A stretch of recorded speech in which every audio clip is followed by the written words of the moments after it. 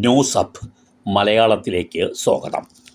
ഈ ചാനൽ പ്രധാനമായും ക്ഷേമ പെൻഷൻ, ക്ഷേമനിധി ബോർഡ് നൽകുന്ന പെൻഷൻ തുടങ്ങിയ ആനുകൂല്യങ്ങളും മറ്റ് പല സർക്കാർ ആനുകൂല്യങ്ങൾ സംബന്ധിച്ച വിവരങ്ങളും നിങ്ങളെ കൃത്യമായും വിശ്വസ്തയോടും കൂടി അറിയിക്കുന്ന ചാനലാണ്. യഥാർത്ഥ വിവരങ്ങൾ മാത്രമേ നിങ്ങൾക്ക് ഈ ചാനൽ പങ്കുവെക്കുകയുള്ളൂ. വിശ്വസിക്കാവുന്ന ചാനൽ എന്ന് നിങ്ങൾക്ക് തീർച്ചപ്പെടുത്താവുന്ന വിധമുള്ള എപ്പിസോഡുകളായിരിക്കും. ഇന്നൊരു പ്രധാന വാർത്ത പങ്കുവെക്കുന്നു.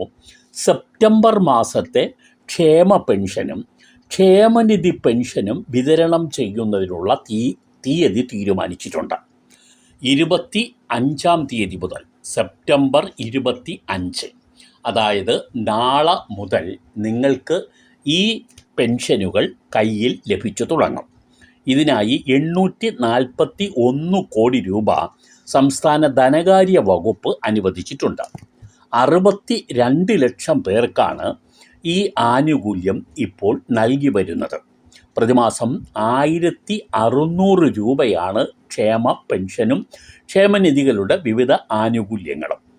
ഇപ്പോൾ 26.62 ലക്ഷം പേർക്ക്, ഏകദേശം 27 ലക്ഷത്തോളം പേരുടെ ഈ തുക നൽകുന്നത് ബാങ്ക് അക്കൗണ്ടുകൾ വഴിയാണ്.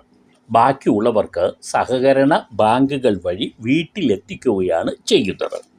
അപ്പോൾ അറിയുക, വ്യാഴാഴ്ച മുതൽ ഈ പെൻഷൻ, സെപ്റ്റംബർ മാസത്തെ ക്ഷേമനിധി പെൻഷനും ക്ഷേമനിധി ബോർഡ് പെൻഷനുകളും നിങ്ങളുടെ കയ്യിൽ ലഭിക്കുകയാണ്.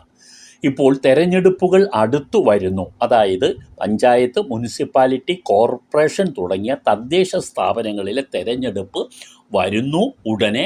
അതിനെ തുടർന്ന് വൈകാതെ നിയമസഭാ തെരഞ്ഞെടുപ്പും വരും. അതുകൊണ്ട് ഇനി സർക്കാർ കുടിശ്ശിക വരുത്താതെ തന്നെ ക്ഷേമനിധി പെൻഷനുകൾ എല്ലാവരുടെയും കയ്യിൽ കിട്ടത്തക്ക രീതിയിൽ കാര്യങ്ങൾ മുന്നോട്ട് നീക്കും. മറ്റ് പല സെക്ടറുകളുടെ പണം മാറ്റി ക്ഷേമനിധി ബോർഡ് വഴിയുള്ള പെൻഷനുകളും ക്ഷേമ പെൻഷനുകളും കൃത്യമായും ആളുകളിൽ എത്തിച്ചാൽ അവരുടെ വോട്ടുകൾ നഷ്ടപ്പെടില്ല എന്നാണ് സർക്കാരിൻ്റെ കണക്കുകൂട്ടൽ. ധാരാളം മാസത്തെ കുടിശ്ശികകൾ വന്നിട്ടുണ്ടായിരുന്നു.